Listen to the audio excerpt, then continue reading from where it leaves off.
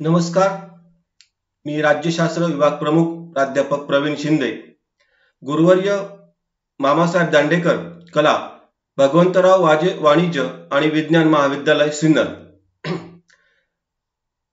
वरिष्ठ महाविद्यालयामध्ये प्रथम वर्ष कला या वर्गामध्ये राज्यशास्त्र हा एक जनरल लेवलचा विषय असून विद्यापीठाने आपल्याला अभ्यासासाठी राज्यशास्त्राच्या अंतर्गत जो विषय दिलेला आहे त्या विषयाचे नाव आहे भारतीय राज्यघटनेची ओळख.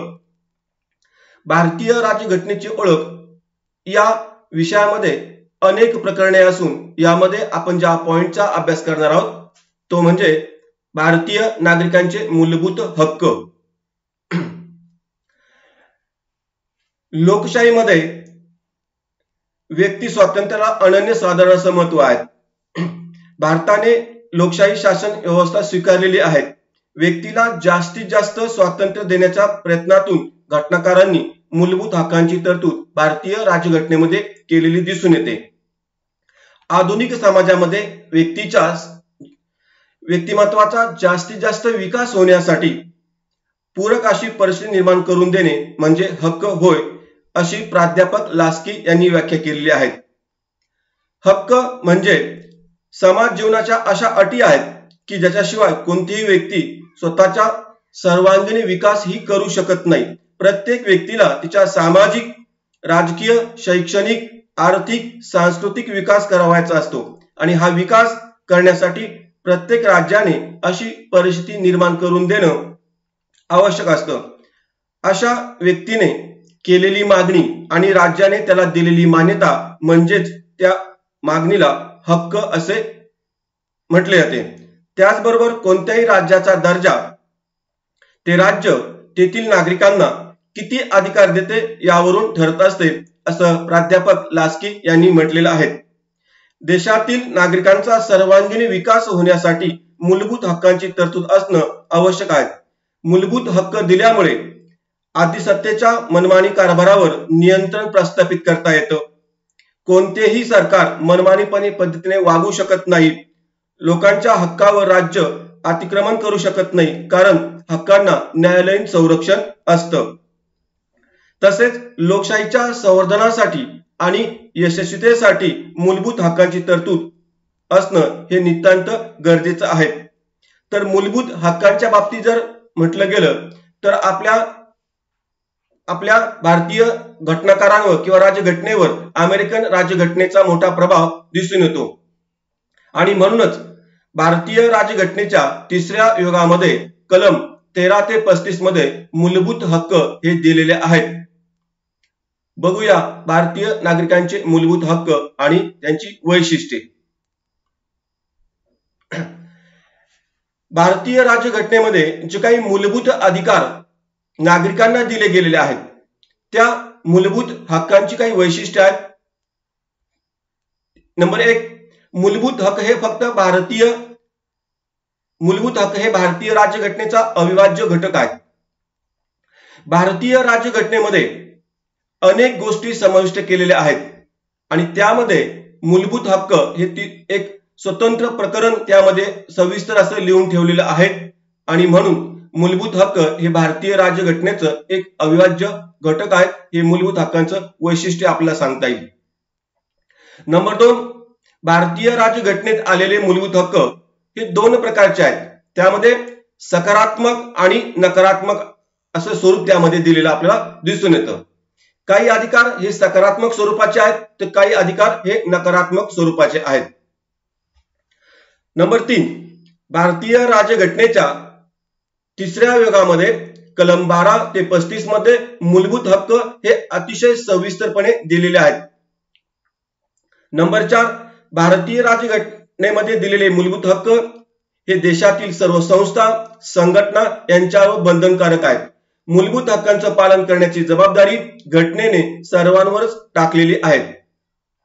नंबर 5, भारतीय राज्यघटनेत देण्यात आलेले हक्क हे अमर्याद नाही, तर त्या हक्कांवर मर्यादा टाकण्याचा अधिकार राज्याला आहे.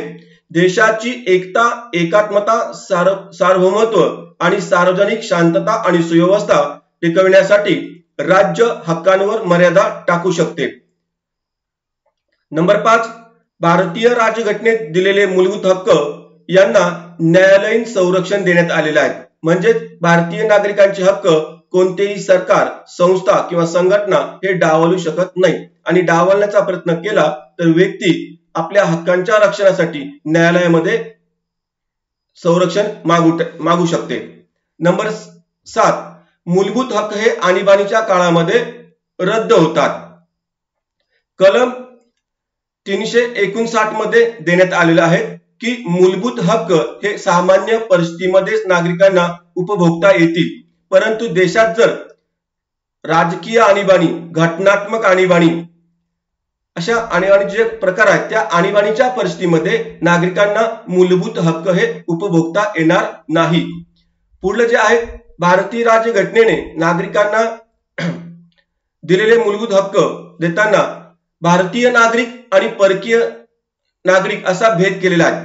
म्हणजेच मूलभूत हक्क हे फक्त भारतीय नागरिकांनाच दिलेले आहेत, परकीय नागरिकांना दिलेले नाही. अशी मूलभूत हक्कांची काही वैशिष्ट्ये आपल्या यामध्ये सांगता येतील.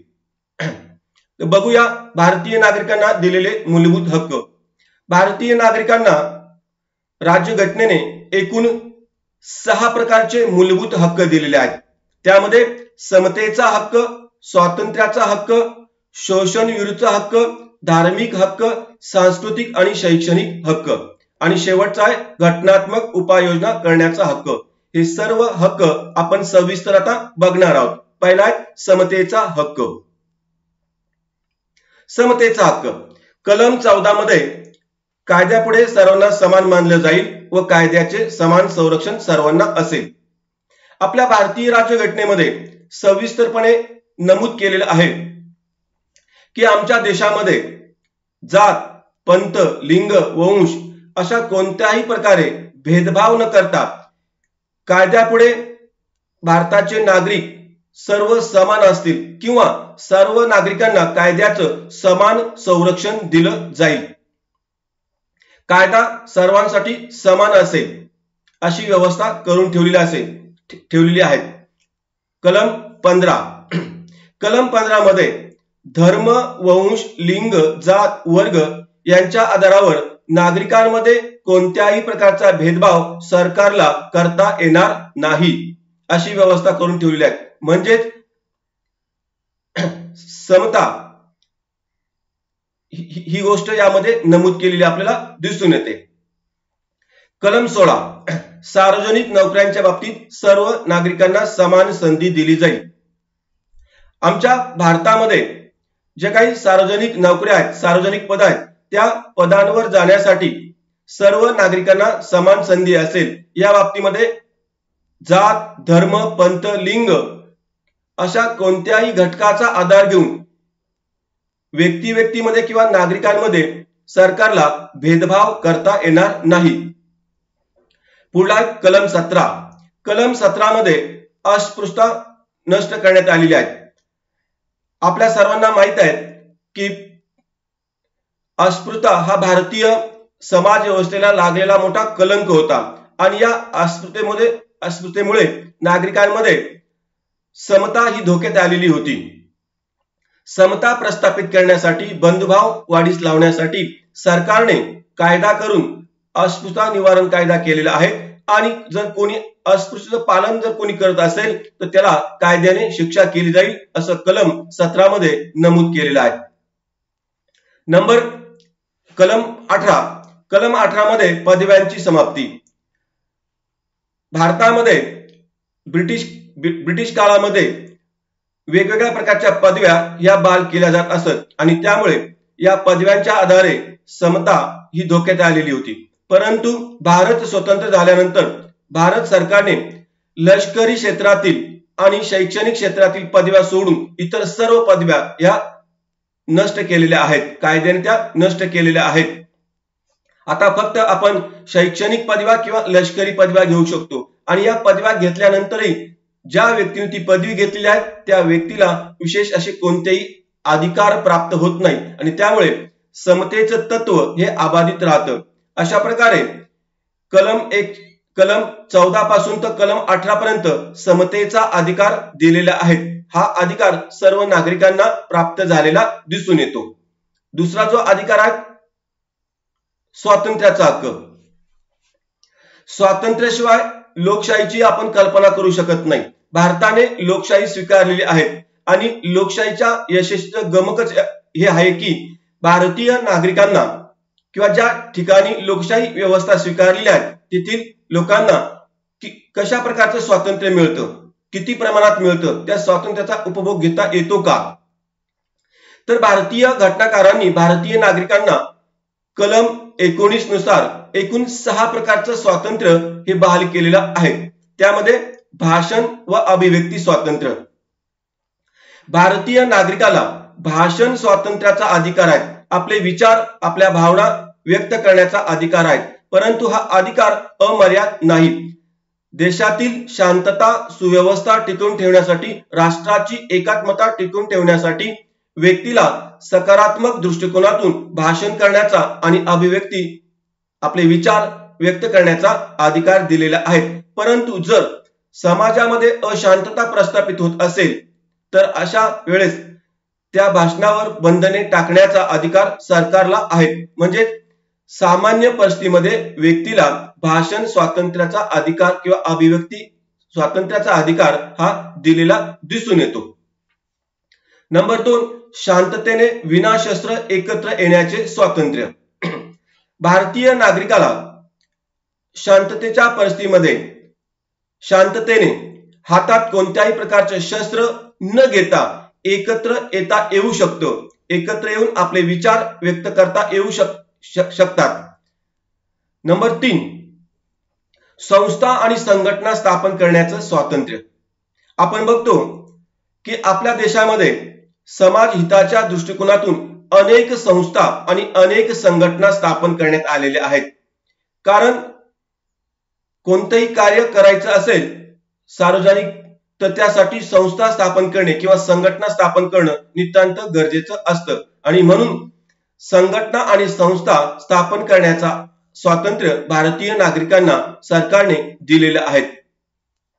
नंबर 4, संचार स्वातंत्र्य. भारतीय नागरिकांना भारताच्या प्रदेशामध्ये कुठेही संचार करण्याचं स्वातंत्र्य आहे. भारतीय व्यक्ती कोणत्याही घटक राज्याची जरी नागरिक असली तरी त्या व्यक्तीला स्वतःच्या इच्छेनुसार वेगवेगळ्या ठिकाणी संचार करण्याचा म्हणजे फिरण्याचा अधिकार देण्यात आलेला आहे. हा अधिकार देत असताना जर समाज व्यवस्था बिघडत असेल तर संचार स्वातंत्र्यावर बंधने टाकण्याचा अधिकार देखील सरकारला दिलेला आहे. म्हणजे संचार स्वातंत्र्य देखील अमर्याद स्वरूपाचं नाही. तुमच्या स्वातंत्र्यामुळे एखाद्या ठिकाणी जाऊन जर तिथील परिस्थिती संघर्षमय बनणार असेल तर अशा वेळेस तुमच्या संचार स्वातंत्र्यावर सरकार बंधने टाकू शकतं. नंबर 5, वास्तव्य करण्याचे स्वातंत्र्य. भारतीय नागरिक भारताच्या कोणत्याही प्रदेशामध्ये वास्तव्य करू शकतो. जर एखादी व्यक्ती महाराष्ट्राची रहिवासी आहे आणि महाराष्ट्राच्या रहिवाशाला असं वाटलं की काश्मीरमध्ये जाऊन राहायचं आहे, पंजाबमध्ये जाऊन राहायचं आहे, कायमस्वरूपी राहायचं आहे, तरी ती व्यक्तीला तेथे वास्तव्य करण्याचा अधिकार भारतीय घटनाकारांनी म्हणजे सरकारने दिलेला आहे. नंबर 6, व्यवसाय आणि रोजगार व्यापार करण्याचे स्वातंत्र्य. भारतीय नागरिकांना आपला उदरनिर्वाह करण्यासाठी वेगवेगळ्या प्रकारचा व्यवसाय किंवा रोजगार किंवा व्यापार करण्याचं स्वातंत्र्य भारतीय राज्यघटनेने दिलेलं आहे. मात्र हा व्यवसाय किंवा रोजगार किंवा व्यापार करायचा असेल तर तुम्हाला भारतीय राज्यघटना आणि भारतीय राज्यघटनेमध्ये जे काही नियम दिलेले आहेत, जे काही कायदे केलेले आहेत, तर कायद्याच्या चौकटीमध्ये राहूनच तुम्हाला व्यवसाय, रोजगार आणि व्यापार करता येऊ शकतं. परंतु कायदा मोडून समाज विघातक असा कोणताही व्यवसाय किंवा रोजगार किंवा व्यापार व्यक्तीला करता येऊ शकत नाही. आणि जर व्यक्ती तसा व्यवसाय, रोजगार किंवा व्यापार करत असेल तर सरकार अशा व्यक्तीला शिक्षा करण्याचा अधिकार देखील सरकारला प्राप्त झालेला आहे. म्हणजे घटनेच्या चौकटीमध्ये राहूनच आपल्या सर्वांना कलम 19 नुसार एकूण 6 प्रकारचं स्वातंत्र्य हे उपभोगता येणार आहेत. पुढला शोषणाविरुद्धचा हक्क. कलम 23 आणि 24 यामध्ये हा हक्क दिलेला आहे. आपण बघतो की कलम 23 नुसार माणसाची विक्री, वेठबिगार यावर बंदी घातलेली आहे. पूर्वी माणसाची विक्री केली जात असत, व्यक्तीला गुलाम बनवलं जात असत आणि यातून व्यक्तीचं मोठ्या प्रमाणामध्ये शोषण होत असत. अमेरिकेसारख्या पुढारलेल्या देशामध्ये देखील पूर्वी गुलामगिरीची पद्धत होती.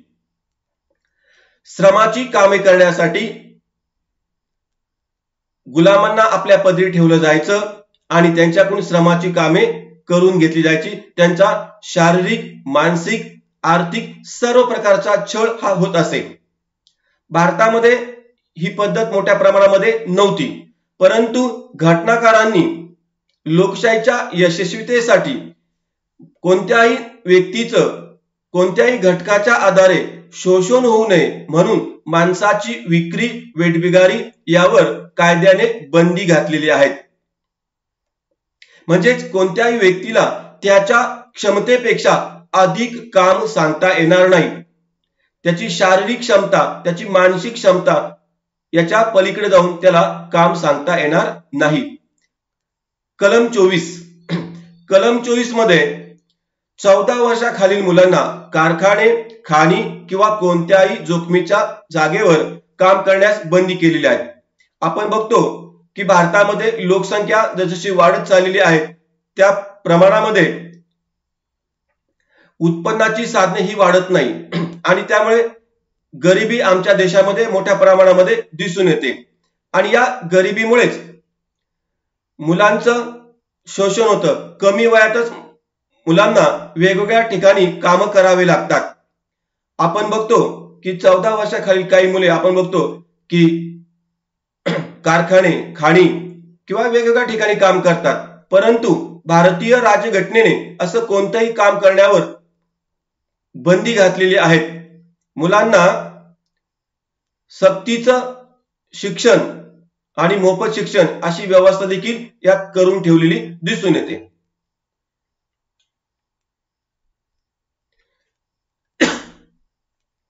पुढला जो हक्क आहे धार्मिक हक्क.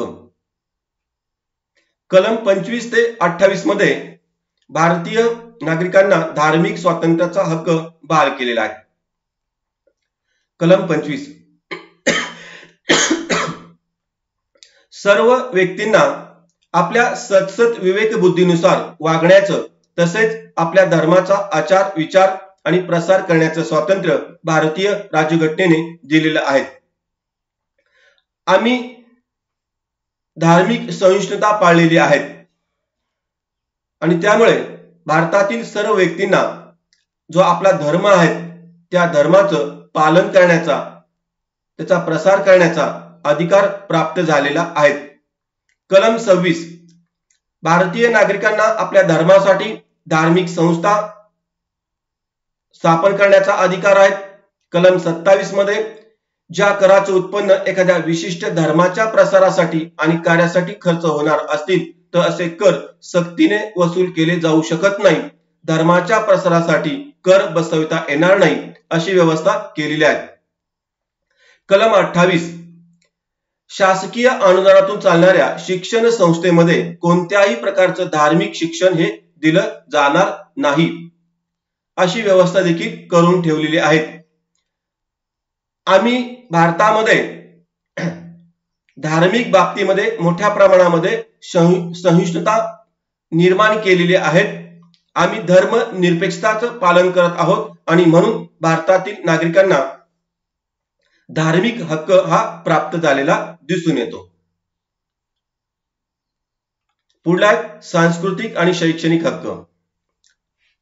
कलम 29 ते 30. कलम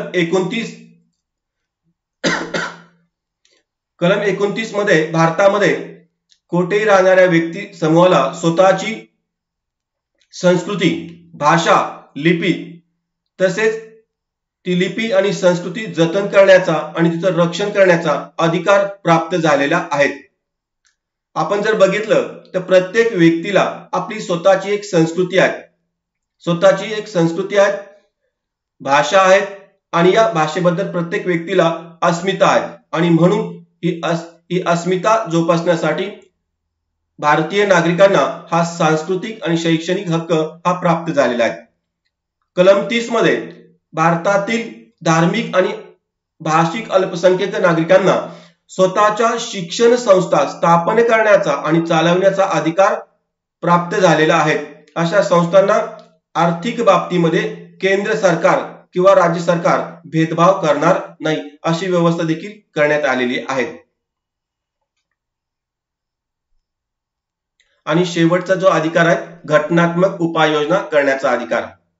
भारतीय नागरिकांना जे काही हक्क प्राप्त झालेले आहेत यामध्ये सर्वात महत्वाचा हक्क म्हणजे घटनात्मक उपाययोजना करण्याचा हक्क होय. कलम 32 मध्ये हा हक्क दिलेला आहे, कारण हक्कांचं संरक्षण होणं नितांत गरजेचं आहे. डॉक्टर बाबासाहेब आंबेडकर यांनी सांगितलं की जर भारतीय नागरिकांना जर घटनात्मक उपाययोजना करण्याचा हक्क नसेल तर बाकीच्या अधिकारांना किंवा हक्कांना काहीच अर्थ उरत नाही. आणि म्हणून भारतीय नागरिकांच्या हक्कांचं रक्षण करण्यासाठी ची तरतूद कलम 32 मध्ये करण्यात आलेली आहे. आणि जर कोणी भारतीय नागरिकांचे हक्क डावलत असेल तर व्यक्तीला न्यायालयामध्ये दाद मागता येते. त्यामध्ये न्यायालयामध्ये व्यक्ती आपला अर्ज करून दाद मागण्याचा प्रयत्न करते आणि न्यायालय पुढील 5 प्रकारे आदेश काढून मूलभूत हक्कांचं संरक्षण करतं. त्यामध्ये नंबर 1 बंदी प्रत्यक्षीकरण म्हणजे शरीर ताब्यात देणे. नंबर 2 परमादेश म्हणजे अन्याय दूर करणे. 3 प्रतिषेध म्हणजे कनिष्ठ न्यायालयातील खटल्याचे कामकाज थांबविणे. 5 अधिकार पृच्छा गैरप्रकारे सार्वजनिक पदावर आलेल्या व्यक्तीला पदावरून काढून टाकण्याचा आदेश देते. या प्रक्रियेला अधिकार पृच्छा असे म्हणतात. आणि शेवटचं उत्प्रेक्षण म्हणजे प्रमाणित करावे किंवा माहिती द्यावी. आता हे जे काही 5 प्रकारचे आदेश आहेत याबाबत आपण सविस्तर माहिती घेणार आहोत. बंदी प्रत्यक्षीकरण म्हणजे शरीर ताब्यात देणे. पोलीस एखाद्या व्यक्तीला अटक जेव्हा करते तेव्हा अटक केल्यानंतर त्याला 24 तासाच्या आत न्यायालयामध्ये हजर करावं लागतं. आणि जेव्हा न्यायालयामध्ये हजर केलं जातं त्यावेळेस न्यायालय पोलिसांना सांगतं की त्या व्यक्तीला न्यायालयामध्ये हजर करा आणि हजर केल्यानंतर त्या व्यक्तीच्या बाबत सखोल चौकशी होते आणि ती व्यक्ती दोषी आढळली तर त्या व्यक्तीला शिक्षा होते आणि ती व्यक्ती निर्दोष असेल तर त्या व्यक्तीला सोडून देण्यात येतं. हा अधिकार अतिशय महत्वाचा आहे, बंदी प्रत्यक्षीकरण. नंबर 2 परमादेश अन्याय दूर करणे.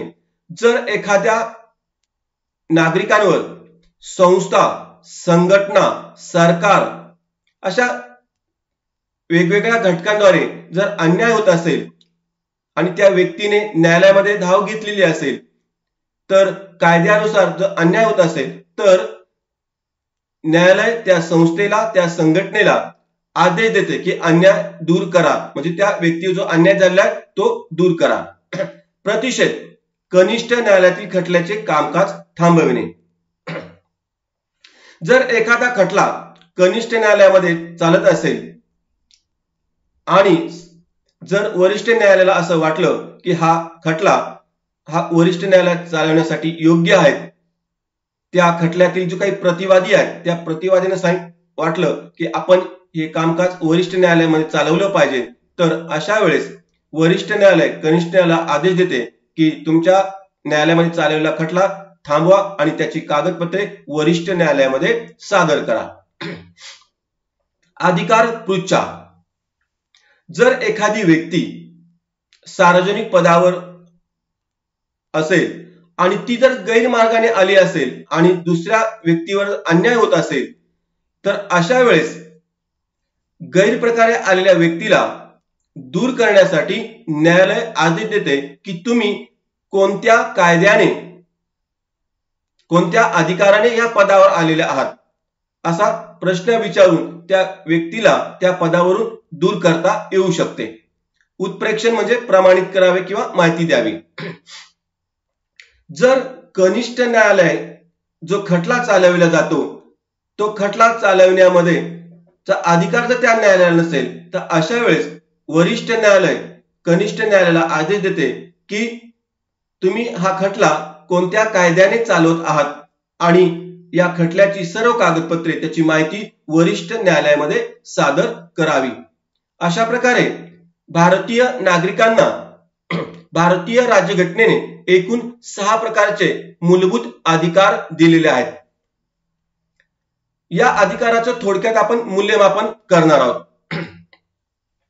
भारताने लोकशाहीचा स्वीकार केलेला असल्या कारणाने भारतीय राज्यघटनेने भारतीय नागरिकांना सविस्तरपणे मूलभूत अधिकार दिलेले आहेत की जेणेकरून या मूलभूत हक्कांच्या बाबतीमध्ये त्याच्या अर्थाच्या बाबतीमध्ये संदिग्धता निर्माण होऊ नये. मूलभूत हक्कांचा अर्थ लावताना कोणत्याही प्रकारचा गोंधळ निर्माण होऊ नये म्हणून भारतीय राज्यघटनेने मूलभूत हक्क हे अतिशय सविस्तरपणे दिलेले असून त्या हक्कांना न्यायालयीन संरक्षण दिलेले आहेत आणि हक्कांच्या रक्षणाची जबाबदारी ही न्यायालयावर टाकलेली आहे.